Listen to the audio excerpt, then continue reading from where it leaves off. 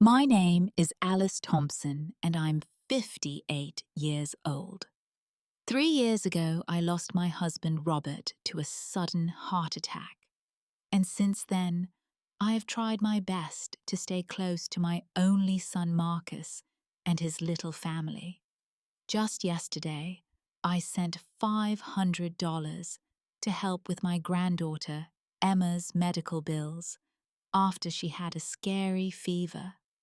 I love being a grandmother, and I thought I was doing everything right to support them. But sometimes, the people we love the most can surprise us in ways we never expect. Before I share what happened to me, I'd love to know where you're watching from today. Please hit that like button and don't forget to subscribe, because this story will make you think twice about family relationships and the power of staying silent when words could hurt. When Robert passed away from his sudden heart attack, my whole world changed overnight. We had been married for 32 years, and he was not just my husband, but my best friend. Robert worked as a construction engineer, and though we never had much money, we were happy. After his funeral, I realized I couldn't afford to keep our large 4-bedroom house on my pension alone. The memories were beautiful, but the mortgage payments were crushing me. So, I made the difficult decision to sell our family home and move into a small 2-bedroom apartment just 15 minutes away from Marcus and his wife, Sarah. I wanted to be close enough to help with little Emma, who was barely 6 months old at the time. Marcus is my only child, and after losing Robert, being near my son felt like the most important thing in the world. The life insurance money from Robert's policy gave me a small financial cushion. Nothing huge, but enough to help my family when they needed it. And boy, did they need it. Marcus worked at a local auto repair shop, and Sarah had a part-time job at a daycare center. With a new baby, money was always tight for them. I remember the early days after I moved closer to them. Sarah would call me almost every evening sometimes, just to chat, sometimes asking for advice about Emma. She seemed genuinely happy to have me around. I taught her how to make Robert's famous pot roast, shared my mother's recipe for chocolate chip cookies, and spent countless afternoons rocking Emma to sleep, while Sarah caught up on household chores. Those first 2 years felt like a blessing. I finally had the daughter I had always dreamed of, and Sarah made me feel needed and loved. She would bring Emma over for weekend sleepovers, and we would spend hours looking through old photo albums, with Sarah asking about family stories and traditions. I felt like I had found my purpose again after Robert's death. But something started to change after Emma's first birthday. The phone calls became less frequent, and when Sarah did call, it was usually because they needed something. Maybe help with the electric bill, or money for Emma's daycare, or cash for groceries, when Marcus had to miss work due to a back injury. I never minded helping, of course. That's what grandmothers do, right? But I started to notice that our conversations became shorter, more businesslike, less personal. The warm, chatty Sarah, who used to ask about my day and share funny stories about Emma, was slowly disappearing. Instead, I got polite thank you texts and brief updates about Emma's milestones. When I suggested family dinners or weekend trips to the zoo, Sarah would always have an excuse. Too busy, too tired, already had plans. Last year, Marcus created a family group chat on his phone called Thompson Family. It included him, Sarah, and me. He said it would be easier to share photos of Emma and coordinate family visits. I was excited about this new technology and spent hours learning how to send pictures and messages. I loved seeing photos of Emma throughout the week, and I enjoyed sending pictures of meals I cooked or flowers from my small apartment balcony garden. But even in the group chat, Sarah's responses were minimal.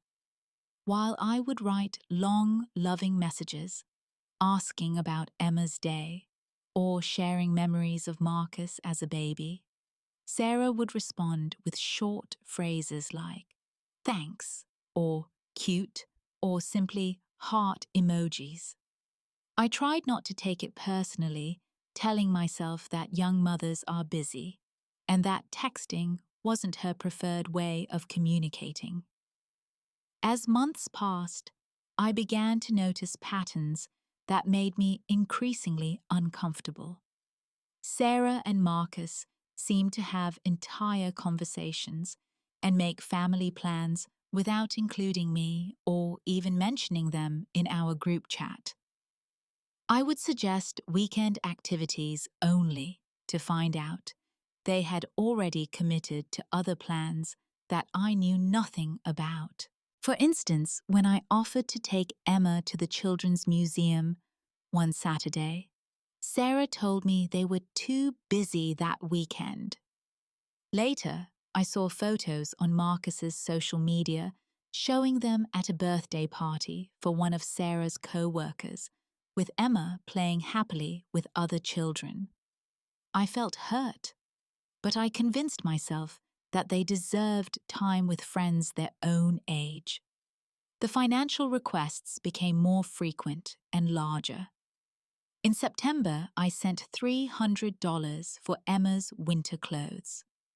In October, it was $400 for car repairs. In November, $500 for their security deposit when they moved to a slightly larger apartment. Each time I sent the money without hesitation, and each time Sarah's thank you seemed more automatic and less heartfelt. I started to feel like I was walking on eggshells around them. When I offered advice about Emma's eating habits or sleep schedule, Sarah would give me a tight smile and say something like, "We've got it handled, Alice." When I brought homemade meals to their new apartment, Sarah would accept them politely but never mentioned whether they enjoyed the food or asked for the recipes like she used to. The most painful part was watching Marcus, my son who used to call me several times a week, just to chat, became distant too. Our conversations felt rushed, like he was checking items off a to-do list, rather than talking to his mother. When I asked if everything was okay, he would assure me that everything was fine, just busy with work and parenthood. I began to wonder if I was imagining things. Maybe this was just what happened when children grew up and started their own families. Maybe I was being too sensitive, too needy. But deep down, I felt like I was losing my son and the daughter-in-law I had grown to love. The loneliness was almost as crushing as those first months after Robert's death. Then came the Friday night that changed everything. Marcus called me around 8 in the evening, his voice tight with worry. "Mom, Emma has a high fever and we need to take her to the emergency room. Sarah's panicking and I'm trying to stay calm, but I wanted you to know what was happening." My grandmother, instincts kicked in immediately. "I'm coming to the hospital right now," I said, already reaching for my car keys and purse. "No, Mom, that's not necessary," Marcus replied quickly. "The waiting room is crowded, and with your age, you shouldn't be exposed to all the germs. We'll call you with updates, okay?" I felt dismissed and useless, but I didn't want to argue when they were dealing with a sick child. "Please call me as soon as you know something," I begged. "I'll be awake all night waiting to hear." True to my word, I didn't sleep at all that night. I paced around my apartment, checking my phone every few minutes for updates. I made chamomile tea that I never drank and tried to distract myself with late-night television shows. All I could think about was little Emma, barely 2 years old, scared and sick in a hospital bed. Saturday morning finally brought relief when Marcus called to tell me that Emma's fever had broken and they were heading home. The doctors said it was just a viral infection, nothing serious, but they had kept her for observation overnight. I was so grateful and relieved that I immediately went online and transferred $500 to Marcus's account to help with the hospital bills. Then I sent a message to our family group chat. "Thank goodness Emma is feeling better. I just sent some money to help with the hospital expenses. Give my sweet granddaughter a big hug from Grandma." I felt good about being able to help during their crisis, even though I hadn't been allowed to be there physically. At least, I could provide financial support and let them know how much I cared about Emma's well-being. 20 minutes later, I was tidying up my kitchen when my phone chimed with a new message notification. I picked up my phone expecting to see a thank you message from Sarah or Marcus. Instead, what I saw made my blood run cold and my hands start shaking.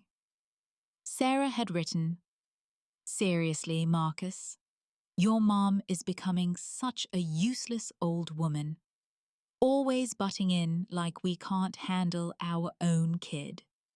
And that money like we're some charity case. I'm so tired of her acting like she knows better than us about everything. Why can't she just mind her own business and stop treating us like children?" I read the message 3 times each time, hoping I had misunderstood something. But the words were clear, harsh, and devastating. Sarah had no idea that I was still online and could see everything she was typing in our family group chat. To her, she was probably venting privately to my son about his annoying, interfering mother. My heart felt like it was being squeezed in a vice. I sat down heavily at my kitchen table, staring at the phone screen, through tears that were starting to blur my vision. This was how my daughter-in-law really felt about me. After 4 years of trying to be supportive and loving, she saw me as nothing more than a useless old woman who couldn't mind her own business. The messages continued, and each one felt like another stab to my heart. I couldn't look away, even though every word was torture to read. Marcus responded, "I know, honey, but she means well. Let's just accept the money and deal with it later. Deal with it." My own son was talking about dealing with his mother, like I was some kind of problem to be managed. The son I had raised alone for 6 months, when Robert was deployed overseas with his construction company. The son whose college tuition I had helped pay by working double shifts at the diner. The son whose wedding I had partially funded by selling my mother's antique jewelry. Sarah wasn't finished. "Deal with it, Marcus. She's suffocating us. Every time Emma sneezes, she thinks we're incompetent parents. I can't stand this anymore. I felt like I couldn't breathe. Was this really how I came across to them? I thought I was being helpful and caring. I thought my concern for Emma showed how much I loved my granddaughter. But apparently, every gesture of love and support had been interpreted as criticism and interference. The messages kept coming, each one worse than the last. Sarah continued, "And don't get me started on how she criticizes my cooking every time she comes over, acting like her pot roast is some Michelin star dish." I had never criticized Sarah's cooking. In fact, I had tried to share family recipes with her because I thought she was interested in learning. When I suggested adding herbs to her spaghetti sauce, or showed her how to make gravy from pan drippings, I thought I was being helpful, like my own mother-in-law had been with me in the early years of my marriage. Remember when she suggested I should quit my job to raise Emma properly, like it's the 1950s? Sarah's next message read. I did remember that conversation, but it had been taken completely out of context. Sarah had been crying about how exhausted she was, trying to balance work and motherhood. She had said she wished she could stay home with Emma, but couldn't afford to quit her job. I had offered to help financially so she could have that choice if she wanted it. I never demanded or even strongly suggested that she quit. I was trying to give her options, not pressure her. Marcus finally replied with something that broke my heart even more. You're right. Maybe we should set some boundaries. Finally, I was starting to think you'd never grow a backbone with her. Sarah responded. A backbone? My son needed a backbone to deal with his own mother. I thought about all the times I had bitten my tongue when I disagreed with their parenting decisions. All the times I had offered help without being asked and had been politely declined. All the times I had respected their wishes and tried to give them space while still being available when they needed me. I realized that this conversation had been going on for who knows how long. This wasn't the first time they had discussed me this way. How many other group chats or private messages had there been where I was the subject of their complaints and frustrations? Sitting there at my kitchen table, I started to remember other moments with new clarity. The forced smiles when I arrived with groceries. The quick glances between Marcus and Sarah when I offered to babysit Emma. The way conversations would stop abruptly when I entered a room. The polite but distant responses to my attempts at conversation. I thought about my own relationship with Robert's mother, Dorothy. She had been a strong-willed woman with definite opinions about how I should run my household and raise Marcus. But even during our most challenging moments, I had never spoken about her the way Sarah was speaking about me. I had never called her useless or complained to Robert about her interference. I had tried to find ways to appreciate her concern, even when it felt overwhelming. But maybe I had become the interfering mother-in-law I had once promised myself I would never be. Maybe in my loneliness after Robert's death, I had crossed boundaries I didn't even realize existed. Maybe my attempts to be helpful had actually been attempts to feel needed and important in their lives. The truth was devastating, but I couldn't deny it anymore. I wasn't a beloved grandmother and mother-in-law. I was a burden they tolerated because of my financial contributions. I was the ATM with emotions that they had to manage carefully to keep the money flowing. I closed the group chat without responding to any of the messages. I didn't defend myself, didn't express my hurt feelings, didn't demand an explanation. Instead, I opened my banking app and cancelled the automatic monthly transfer of $800 that I had been sending to help with their rent and utilities. I also removed Marcus and Sarah from my list of approved recipients for instant money transfers. If they wanted to see me as nothing more than a financial resource, then I would remove that resource and see what remained of our relationship. If there was real love and respect underneath their complaints, would survive this test. If not, at least I would know where I truly stood. The next 3 days were unlike anything I had experienced since those first devastating weeks after Robert's death. But this was a different kind of grief. Not the grief of loss through death, but the grief of discovering that relationships I had treasured were built on foundations I had never understood.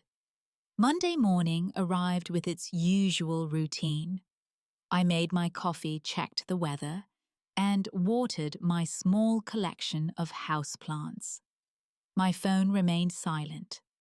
No good morning messages from Marcus, no photos of Emma having breakfast, no requests for recipe suggestions or babysitting availability. The silence felt both peaceful and heartbreaking. Around noon, Marcus called with his typical Monday check-in. "Hey, Mom, how was your weekend?" he asked, his voice carrying its usual blend of affection and obligation. "It was fine, sweetheart," I replied, keeping my tone light and normal. "How's Emma feeling after her hospital scare?" "She's back to her usual energetic self," Marcus said with a laugh, "running around the apartment and driving Sarah crazy with her constant chatter." We talked for about 10 minutes about normal things: the weather, his work at the auto repair shop, Emma's latest words and achievements. Neither of us mentioned the group chat messages, and I didn't bring up the money I had sent for hospital bills. I was curious to see how long it would take for them to notice that the financial support had stopped. Tuesday brought the first sign that my experiment was having an effect. Sarah called me directly for the first time in months, her voice unusually sweet and concerned. "Hi, Alice. I hope you're feeling well. Marcus was worried because you seemed a little quiet yesterday when he called." "I'm feeling fine, dear," I answered honestly. "Just enjoying some peaceful time at home." "That's wonderful," Sarah said, though I could detect a note of confusion in her voice.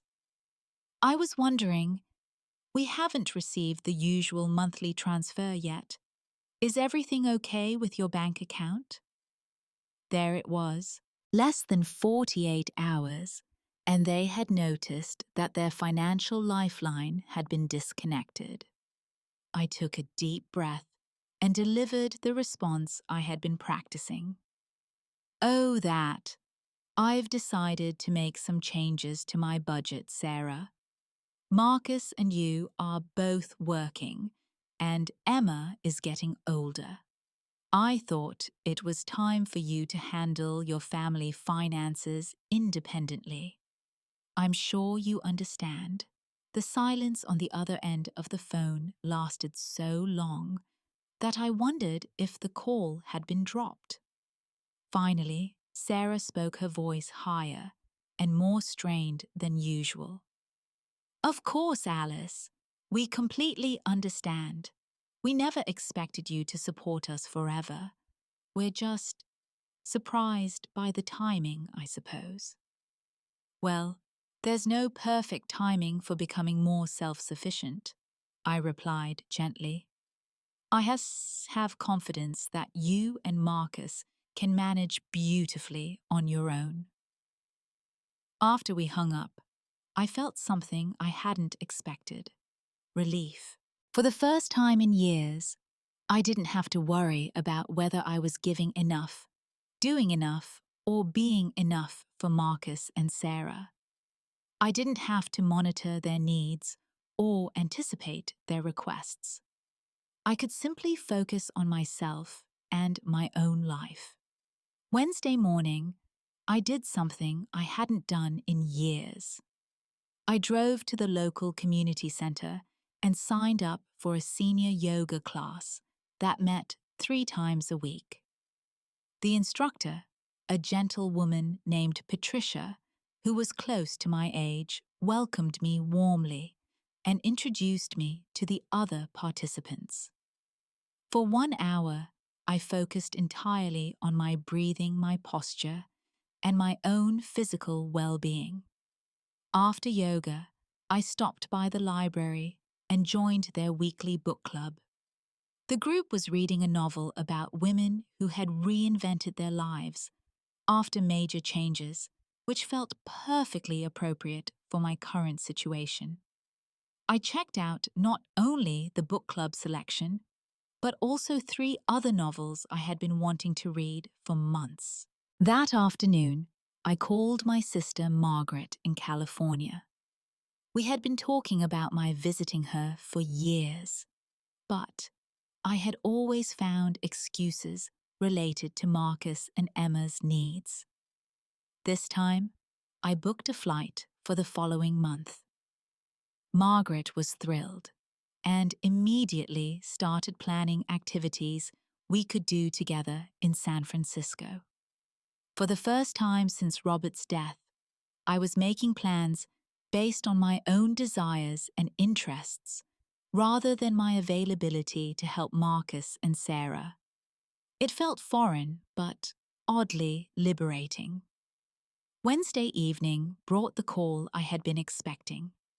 Marcus phoned around dinner time, his voice carrying a mixture of confusion and concern that I recognized from his childhood when he was trying to figure out if he had done something wrong. Mom Sarah mentioned that you're making some changes to your budget. Is everything okay financially? Are you having trouble with bills or medical expenses? I could hear the genuine worry in his voice, which reminded me that, despite everything, my son did love me. His concern wasn't entirely about the money. At least I hoped it wasn't. I'm perfectly fine financially, Marcus, I assured him. I just decided it was time to step back and let you and Sarah handle your family responsibilities without my constant input. You're both capable adults, and I think some independence will be good for everyone. But Mom, we never asked you to step back. If we did something to upset you, I interrupted him gently. You didn't do anything wrong, sweetheart. I just realized that I may have been too involved in your lives.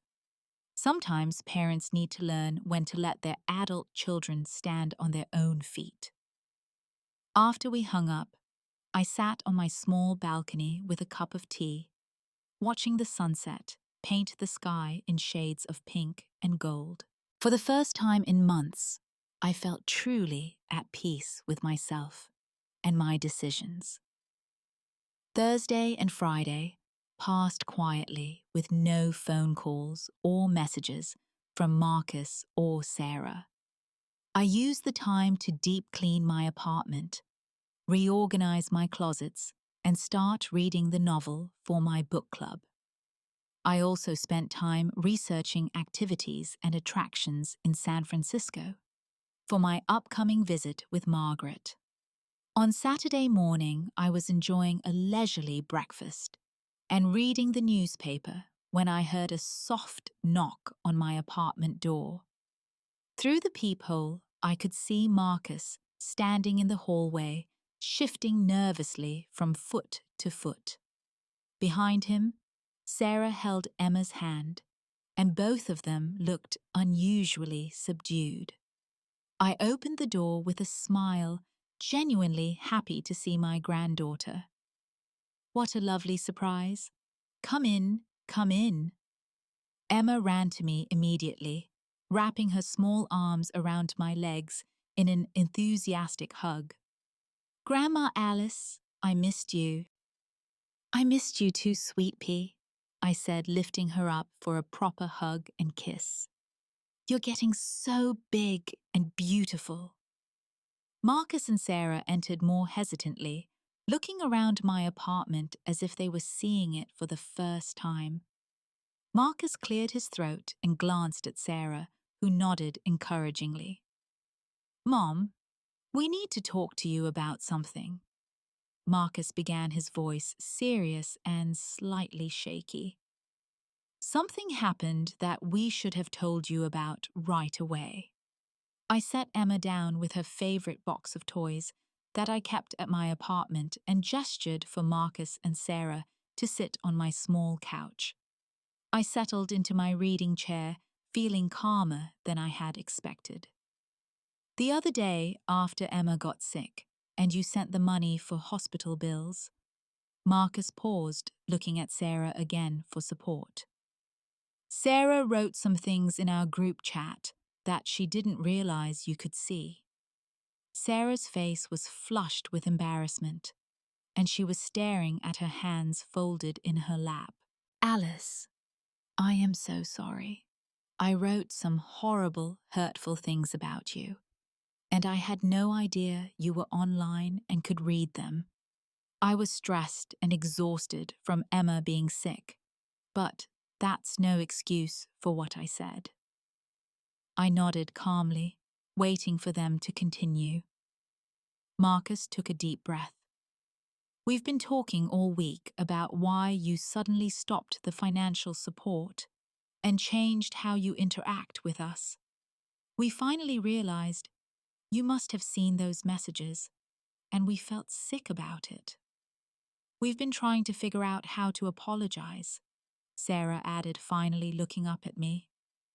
What I wrote was cruel and unfair. You've been nothing but generous and loving to our family, and I repaid that kindness by calling you terrible names behind your back. Emma was playing contentedly with her toys, chattering to herself, and occasionally bringing me a book to look at together. Watching her innocence and joy helped me stay centered as I considered how to respond to Marcus and Sarah. I appreciate your honesty, I said finally. And Sarah, I accept your apology, but I want you both to know that reading those messages was actually helpful for me, even though it was painful. They looked confused, so I continued. For months, I've been feeling like something was wrong in our relationship, but I couldn't put my finger on what it was. Your messages helped me understand that I had been overstepping boundaries without realizing it. I never meant to be suffocating or interfering, but I can see now that my help sometimes felt more like judgment or control. Sarah started to protest, but I held up my hand gently. Let me finish. I also realized that I had been using my financial support as a way to stay connected to your family, which wasn't healthy for any of us. I was trying to buy my place in Emma's life instead of earning it through genuine relationships. Marcus leaned forward, his expression earnest. Mom, we never wanted you to feel like you had to buy our love, and we certainly never meant to take advantage of your generosity. I know that, sweetheart, but the truth is, I was lonely after your father died, and I think I became too dependent on feeling needed by your family. That wasn't fair to you, and it wasn't healthy for me either. I stood up and walked to my kitchen window, looking out at the small garden courtyard of my apartment complex. These past few days have been the most peaceful I've felt in years. I've started yoga classes, joined a book club, and planned a trip to visit your Aunt Margaret. I'm remembering who Alice Thompson is when she's not just Marcus's mother or Emma's grandmother. Sarah wiped her eyes with a tissue that Marcus handed her. Alice, I want you to know that those things I wrote don't represent how I really feel about you most of the time. I was frustrated and tired, but that doesn't excuse talking about you that way. What specific things frustrated you? I asked gently. I'd like to understand so I can do better in the future. Sarah took a shaky breath. Sometimes, when you would offer advice about Emma or bring over meals, it felt like you were saying we weren't capable parents or good homemakers. And when you would send money without us asking, it made me feel like we were charity cases instead of independent adults. I nodded thoughtfully. I can see how it would feel that way. When I was a young mother, your grandmother Dorothy used to do similar things, and I sometimes felt criticized too.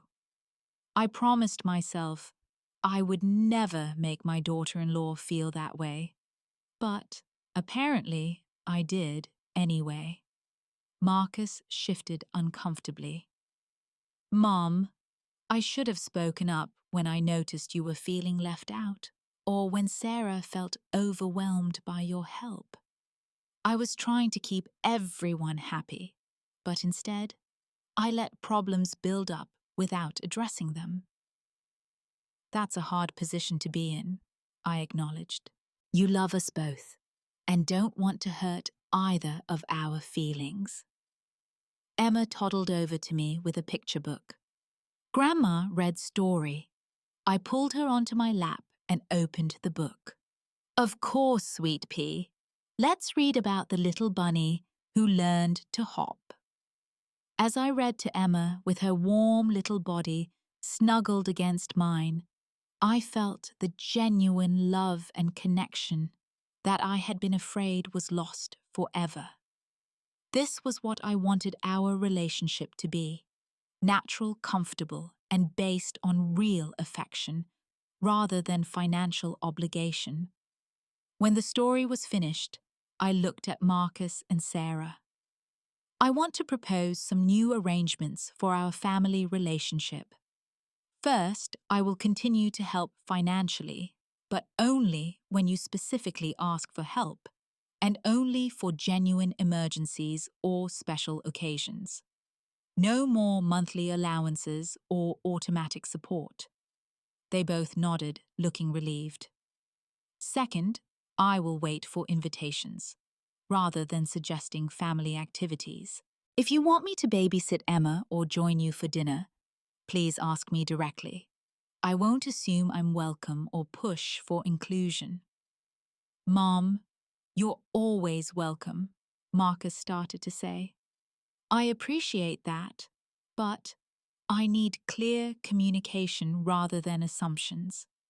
And third, if I do something that feels interfering or inappropriate, please tell me directly instead of discussing it with each other first. I'm tough enough to handle constructive feedback. Sarah nodded vigorously. I should have talked to you directly instead of complaining behind your back. That was cowardly and unfair. I smiled at her. We're all learning, dear. The important thing is that we love each other enough to work through difficult conversations. Emma had fallen asleep in my lap during our discussion, her tiny hand still clutching the picture book. Looking down at her peaceful face, I felt a surge of pure love and protectiveness that had nothing to do with money or obligation or proving my worth as a grandmother. There's one more thing I want to say, I continued quietly, careful not to wake Emma. Sarah, you called me a useless old woman in that message, but these past few days have taught me that my usefulness isn't determined by how much money I give you or how many problems I solve for your family. My value comes from who I am as a person, as a mother, and as a grandmother. I may be getting older, but I'm not useless, and I won't let anyone, including myself, treat me that way anymore. Marcus reached over and squeezed my hand. You're not useless, Mom. You're the strongest woman I know, and Emma is lucky to have you as her grandmother. We spent the rest of the afternoon together, but it felt different than our previous visits. There was more honesty in our conversations, more respect for boundaries, and less pressure to maintain perfect harmony. When they prepared to leave, Sarah hugged me tightly. "Thank you for giving us another chance," she whispered, "and thank you for showing me what real strength looks like." 6 months have passed since that difficult conversation, and our family relationships have found a new, healthier rhythm. Marcus and Sarah invite me for dinner about twice a month, and I babysit Emma occasionally when they specifically ask for help. I've sent money 3 times. Once for Emma's birthday party, once when Sarah's car needed emergency repairs, and once for Marcus's birthday celebration. But more importantly, I've built a life for myself that doesn't revolve entirely around my family's needs. My yoga classes have improved my flexibility and given me a group of friends who share my interests. The book club has expanded my reading horizons and provided stimulating conversations about literature and life. My visit to California was wonderful. Margaret and I traveled along the coast, visited museums, and spent hours talking about our dreams for the future. I've also started volunteering at a local literacy center, helping adult learners improve their reading skills. Working with people who are determined to better their lives has reminded me that growth and change are possible at any age. My students call me Mrs. Thompson, and they treat me with respect and appreciation. That feels genuine and earned. Emma and I have developed our own special traditions that don't depend on money or gifts. Every Sunday morning, she comes over for grandma time. We make pancakes together, read stories, and work on simple art projects. These moments are precious because they're built on genuine connection rather than obligation or financial dependence. Sarah and I have had several honest conversations about boundaries and expectations. She's shared some of her own struggles with feeling inadequate as a mother, and I've told her about my fears of being forgotten or irrelevant. We're not best friends, but we've developed a mutual respect that feels much more solid than our previous relationship. Marcus has grown more confident in his role as both son and husband. He no longer tries to manage everyone's feelings or avoid difficult conversations. When conflicts arise, we address them directly, instead of letting resentment build up in silence. The most important lesson I have learned is that silence can be more powerful than words. When I read those hurtful messages about being a useless old woman, my first instinct was to defend myself, to argue, to explain why Sarah was wrong about my intentions. But by staying silent and taking action instead of engaging in drama, I learned the truth about our relationships and created space for genuine change. I've also learned that love without boundaries isn't really love, it's codependency. By setting limits on my financial support and emotional availability, I've actually strengthened my connections with Marcus, Sarah, and Emma. They appreciate my help more because it's given freely rather than out of habit or obligation. Sometimes I think about what would have happened if I had never seen those group chat messages. I probably would have continued sending money, offering unsolicited advice, and feeling increasingly frustrated by their lack of appreciation. Eventually, the resentment on both sides would have damaged our relationships beyond repair. Instead, that painful moment of truth gave us all an opportunity to examine our behavior and make positive changes. Sarah learned to communicate directly rather than talking behind people's backs. Marcus learned to address conflicts rather than avoiding them. And I learned that my worth as a mother and grandmother isn't measured by how much I give or how often I'm needed. As I sit here in my peaceful apartment, preparing for this evening's book club meeting, I feel grateful for the woman I've become over these past few months. I'm still Alice Thompson, Marcus's mother, and Emma's grandmother. But I'm also Alice the yoga student, Alice the literacy volunteer, Alice the book club member, and Alice the world traveler. The group chat still exists, but we use it differently now. Instead of me sending long messages about family meals and Emma updates, we share brief check-ins and coordinate visits.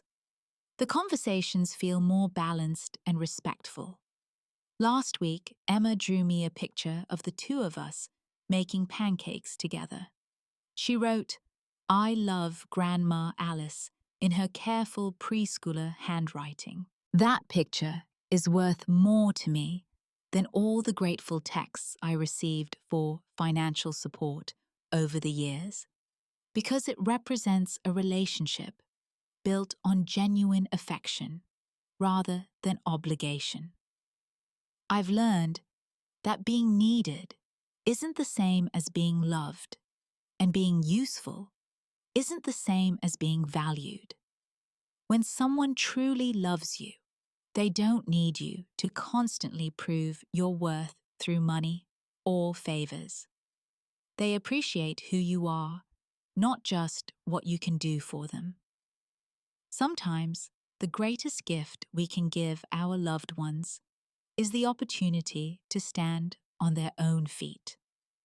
And sometimes, the greatest gift we can give ourselves is the courage to step back and rediscover our own strength. My advice to anyone who finds themselves in a similar situation is this: pay attention to how people treat you when you're not giving them what they want. Listen to what they say about you when they think you can't hear. And remember that you have the power to change the dynamics of any relationship by changing your own behavior first. Don't be afraid of silence. Don't be afraid of stepping back. Don't be afraid of setting boundaries, even with people you love deeply. True love can survive honest conversations and healthy limits. And if it can't, then perhaps it wasn't really love in the first place. I'm no longer the woman who worried constantly about being enough for everyone else. I'm the woman who knows she's enough just as she is. And that knowledge has made all the difference in how I navigate relationships, face challenges, and plan for the future. The journey isn't over. Emma will continue to grow. Marcus and Sarah will face new challenges. And I'll keep discovering new aspects of myself. But I face the future with confidence, knowing that I can handle whatever comes with grace, wisdom, and the quiet strength that comes from truly knowing your own worth. So tell me, have you ever found yourself in a situation where staying silent taught you more than any argument could have? Have you had to set boundaries with family members who took your generosity for granted? I'd love to hear your stories in the comments below. If this story resonated with you, please give it a thumbs up and subscribe to my channel for more real-life stories about family relationships and finding your strength in difficult situations. Share this video with someone who might need to hear that it's okay to step back and put yourself first sometimes. Remember, you don't have to set yourself on fire to keep others warm. Your worth isn't determined by how much you give or how often you're needed. You are valuable simply because you exist, and anyone who truly loves you will recognize that value without you having to constantly prove it. Thank you for listening to my story, and I hope it encourages you to examine your own relationships with fresh eyes. Sometimes the most loving thing we can do is allow others to grow by stepping back and allowing them the space to do so. Until next time, take care of yourselves and remember that you deserve relationships built on mutual respect and genuine love, not obligation and financial dependence.